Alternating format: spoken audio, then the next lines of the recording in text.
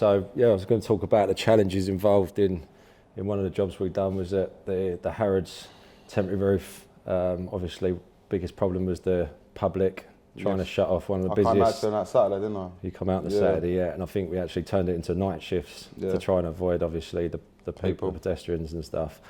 But like I say, I think people are one of the biggest issues.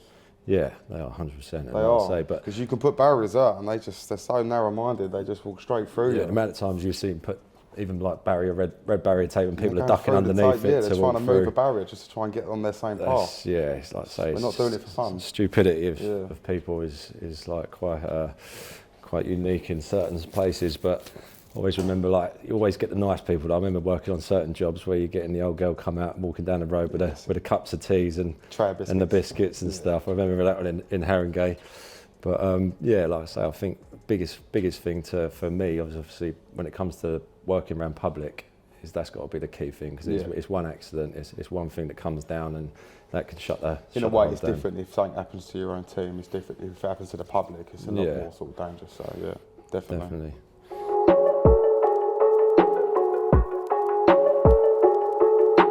I always just sort of learned from the geezer that I was with, the scaffolder that I was with.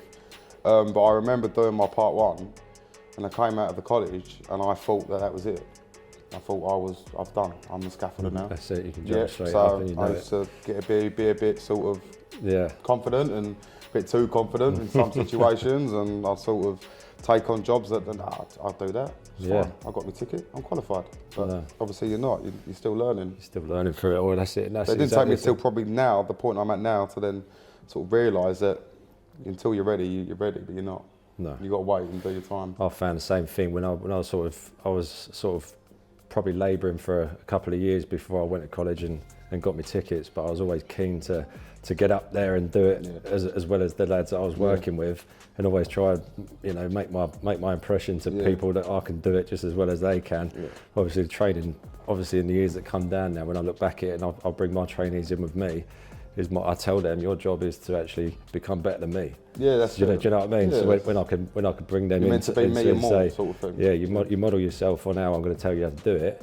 But actually, once you start coming back to me with questions and you come up with a better idea with me of how to do something, that's when I feel like you're ready and you can go off and do your own thing. But until that day comes, then you're still my trainee. That's what I said to tell them, Definitely. But so like I say, I think it's important for the young lads to respect that they've got to learn and stuff. But when they have their own opinions on stuff, not to over-opinionate, when they have their own thoughts on the job, that's when I can start seeing the progression coming through them,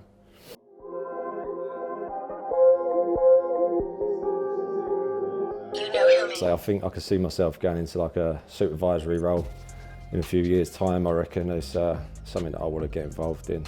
I like being like the banter on site and stuff with a job, but I see myself probably being like a supervisor and working my way up the ranks in the office, is keeping a career with the industry. But that's the road that I'm going to want to go down, I think. How about yourself? I mean, pretty much sort of similar. I'd like to sort of maintain on the tools as long as possible, but I do want to obviously get to a stage, because I think where I'm at the moment is that I base out the job, I put all the work in, and then I lose interest. I'm sort of, all right, what's next? Do you know what I mean? Yeah, you've got to have something you just want to keep going.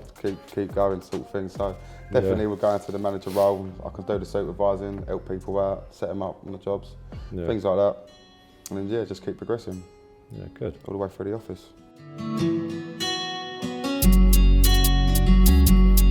I feel like it's important to actually talk to some of the younger guys coming on board. Obviously, I'm always keen to bring in new fresh labourers, and whether that's just to speak to people, family members or friends of the younger lads, that you can say, bring them in, get them involved. Obviously, this is a career that's got a lot of money involved in it and things like that. So I always try and push that towards some of the younger guys, and obviously the progression is to come from still earning good money at the bottom, but then obviously to where we are now, to earn a serious amount of money, and you can do it over a pretty quick time if you've got your head screwed on and you want to do it. I think the younger the better. Yeah. If you grab them when they're nice and young and you can train them up proper. It backfires sometimes though, doesn't it? When you get the mouthy little 17, 18-year-olds. Little ones, but we was all there at one point. Yeah, but exactly. I feel like, I think if you're going to push yourself, if I was to look back, obviously, you could as start I at was 18, 16 and end up 25, and where me and you are now, 30. Exactly. So like I say, So you could be very successful by 25 and then sort of taking over the industry sort of thing. Yeah, you definitely. know everything, you've learned everything, and now all you can do is just keep learning, progress yourself even more. Yeah. Before you know it, you're like an all-rounder. Yeah, definitely. So definitely the younger the better. Like I say, I think the way the health and safety's gone, obviously it's there to protect you. Obviously, sometimes it takes a bit of the fun element. You can sort of do. It out of becomes our a bit game, of a but killjoy. it's there's obviously ways about doing things safely, but you still go back to the old school way. I mean, my dad was a scaffolder, and he could talk about the way that he used to do things back in the day, and it was just like you wouldn't even think about doing things like that nowadays. No. But it's it's definitely going in the right direction for people coming into the industry. I actually joined it just as it was changing. Yeah. Because I remember like it went from the single arm round, then it went into the double arm rounds and all of that, and everyone was talking about it, everyone was moaning about it. It was all this, how much more work have we got to put into a lift, but it's the only way that I knew, so it was no different. No, to it's me. the same as me. But I remember the old boys, it was a big struggle for them to go from how they worked to now the safety way. Yeah. If we was alright, because we obviously got brought up in that sort of, we was that era, we was that generation, but the generation before us, it was hard for them to adapt into suddenly stepping on, doing this and putting everything in place first. Yeah, definitely. It was more of a just get up there and do it. Yeah, 100%. Yeah. It's like I say, it's difficult to say jobs we've actually been on full time together, innit? Yeah, because we never actually so you haven't started and finished the job together. We just sort of like, you'll do a job and then I'll get thrown onto you and you'll go, I need that bit over there done. Yeah. We sort of work together to get it all sort of knotted in, but we've not actually done a job from start to finish together. Because like I say, we're both sort of lead hands of our own gangs and such, aren't we? But when we do, but I remember like, when I first come on it, you was fucking like, your name was everywhere. You was getting the big jobs.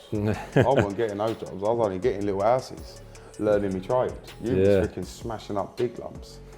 So I remember, I'll get there one day. I'll get there one day. Yeah, no, you I'll are. follow me gym soon. So I do believe that like the having your wits and actually being clued up is very important. I've had a fall myself where I was doing a structure, three-sider in Watford.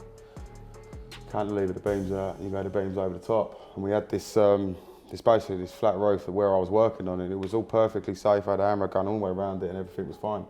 But one of the guys that I was with he couldn't get the full stretch out on the punching tubes. He couldn't push the tube all the way up.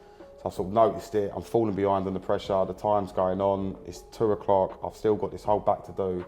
And I've got to do it today, otherwise I ain't covered the money. So I've gone running over to him, right, let me do this, mate.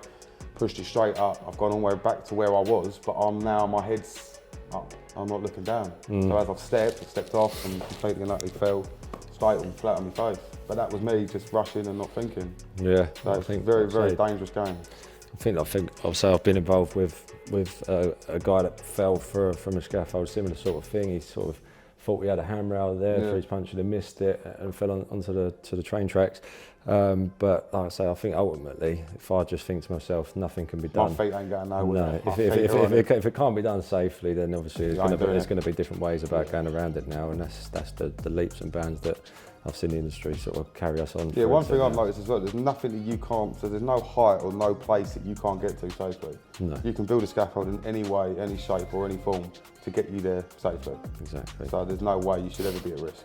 No, 100%. And like I say, that's the good thing about how we can work, and that's the way me and you can look at things now. It's just that's the way we're going to build it. And but that's the experience that we've done, Jim. It's 10 years in the game, so you learn the experience and you will learn from everyone. And now there's not really many angles that me and you couldn't deal with, which is what I like. Yeah, obviously, I think when my lads go for their harness training, they come out. I think it's then my responsibility to show them on site. Obviously, where the correct sort of anchor points are to hook onto, and where's the safe zones that they're going to be working in. Obviously, making sure that they're obviously suiting up well, wearing the harnesses at all times.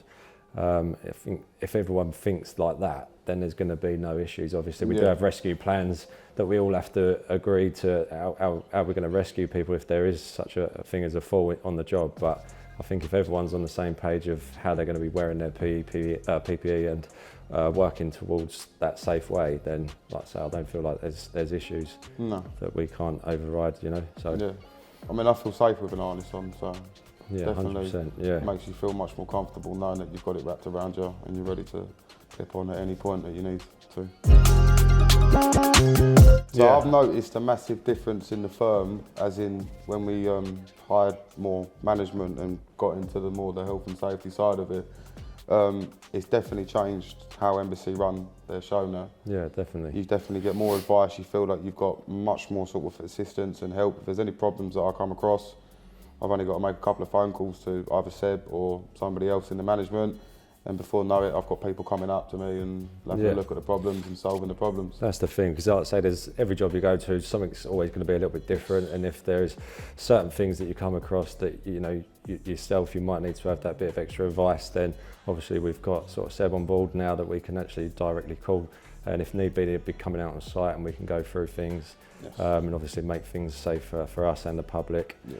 Obviously as well, that having that sort of point of contact to the company, that we can actually make things a lot easier for ourselves on site, and everything can actually run a lot smoother instead of just having people sort of just a one sort of narrow-minded view on things. That actually Definitely. now you can actually broaden it out. It's definitely, they're a very approachable firm. Everyone's there to help you. Yeah, So it's and very that's- good. It's a good structure that we've got in place. Very, now. very good structure. Very happy with it.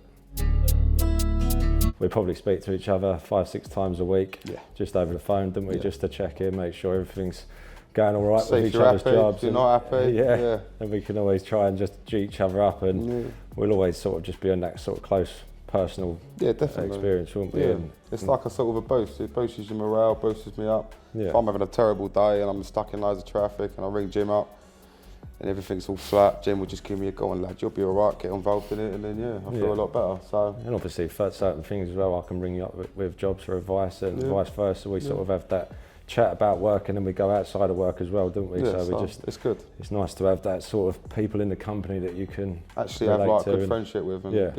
So that's it's nice. important, mate. Yeah. Teamwork makes the dream work. Teamwork makes the dream work. Yeah, that phrase will never die out either, Yeah. will it? So, like I say, I think I've had certain people that I've worked with over the years that you feel to yourself that you don't really get on with, you don't really click with, and then I've sort of made my own team. I've brought my boys in, and it just makes your whole day so much easier, doesn't it? It's like going to work with your mates and just having a laugh It and is. getting through the day. So yeah, And that's it's what- definitely good fun. That's exactly it. It is like going to work with your pals. Yeah. And getting paid for it. So. Yeah, basically, yeah. Get Get into into scaffolding. scaffolding.